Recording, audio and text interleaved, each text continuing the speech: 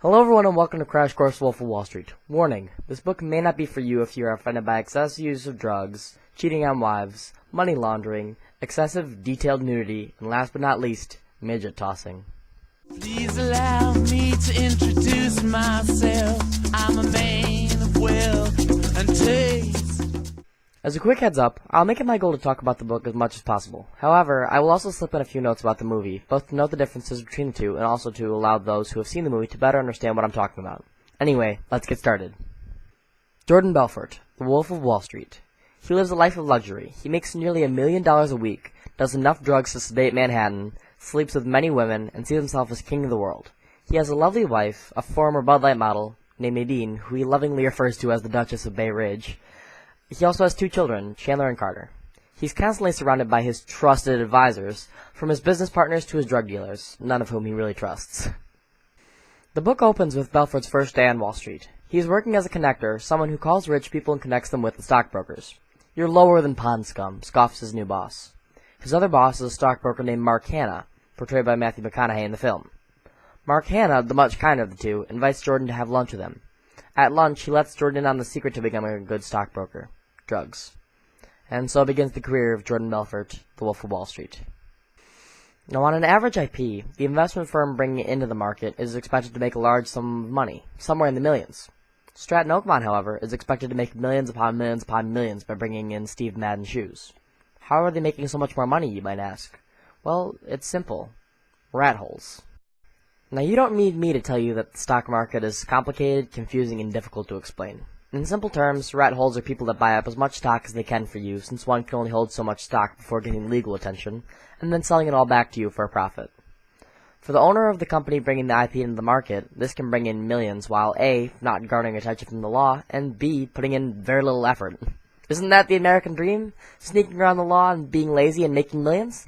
You know, I think John Winthrop set foot on this country, and in his City on the Hill speech, while he's talking about manifest destiny, he really imagined himself lounging on one of those inflatable lounge chairs in an in-ground pool in his backyard, sipping on a mojito and watching his bank account grow, while the law never batted an eye. And with the launching of Steve Madden's shoes, we are shown the beginning of the downfall of Jordan Belfort.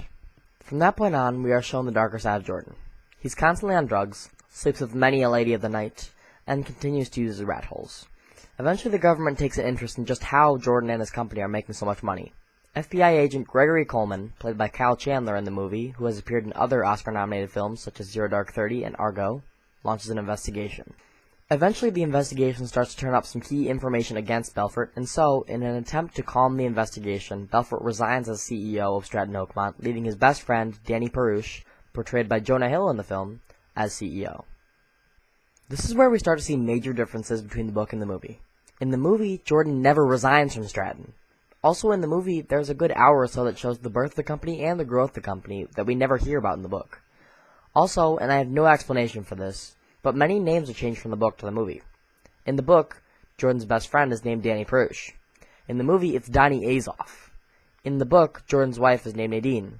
In the movie, it's Naomi. I'm not sure why they changed these things, but they're interesting to note. From that point on in the book, we see the slow crumble of Jordan's life around him. His drug addiction becomes worse, he spends less time with his family, and finally, at the emotional breaking point of the movie, we see Jordan try to take his daughter away from his wife, and while doing so, he kicks his wife down a flight of stairs. Only shortly after, Jordan has a failed suicide attempt and is put in a mental hospital. Finally, he's taken to rehab, where he finally becomes the Jordan he once was. The moment we see Jordan finally shift gears is in the lobby of the rehabilitation center as he's being checked in. There was a large bookcase filled with antique-looking books. Just across from it was an oxblood leather club chair with a very high back. It looked unusually uncomfortable, so I headed straight for it and plopped myself down. Ah, how long it had been since I'd sat down in a comfortable chair without cocaine or quaaludes bubbling around inside my brain. I no longer had back pain or leg pain or hip pain or any other pain. There was nothing bothering me, no petty annoyances. I took a deep breath and let it out. It was a nice, sober breath, part of a nice, sober moment. How long had it been for me? Almost 9 years since I'd been sober. I took another deep breath, except this one I held in for a good 10 seconds. I was staring into the very heart of the bookcase when I finally let it out. And just like that, in that very instant, the compulsion left me. I was done. No more drugs. I knew it. Enough was enough. I no longer felt the urge. It was gone. Why, I would never know. All I knew was that I would never touch them again. Something had clicked inside my brain. Some sort of switch had been flipped, and I just knew it. After that, we start to see a new Jordan. However, he's not really a new Jordan. It's an old Jordan coming back. An old Jordan before the drugs consumed his life and took over everything. And it's wonderful to see him again. If you really pay attention, you can even notice the shift in the writing style. It goes from a frantic, self-absorbed, cynical Jordan to a level-headed and calm Jordan. A Jordan who loves his family with all of his heart. The last major difference between the movie and the book, and the last thing I want to discuss, is how they portrayed Jordan Belfort, the Wolf of Wall Street. The book really shows him in a negative light, making you just about loathe him up until he becomes sober. The movie, however, really glorifies Jordan, and the audience really sees blurred lines between villain and hero.